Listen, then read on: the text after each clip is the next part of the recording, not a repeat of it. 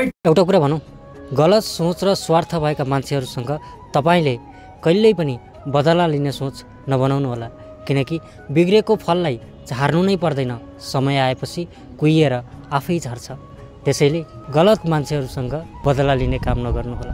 एउटा कुरा भनौँ, गलत सोच र स्वार्थ भएका मान्छेहरूसँग तपाईँले कहिल्यै पनि बदला लिने सोच नबनाउनु होला, किनकि बिग्रेको फललाई झार्नु नै पर्दैन, समय आएपछि कुहिएर आफै झर्छ।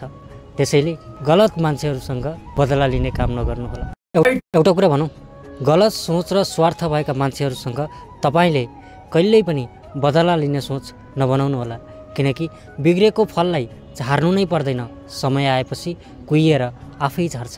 त्यसैले गलत मान्छेहरूसँग बदला लिने काम नगर्नुहोला। एउटा कुरा भनौँ, गलत सोच र स्वार्थ भएका मान्छेहरूसँग तपाईँले कहिल्यै पनि बदला लिने सोच नबनाउनु होला।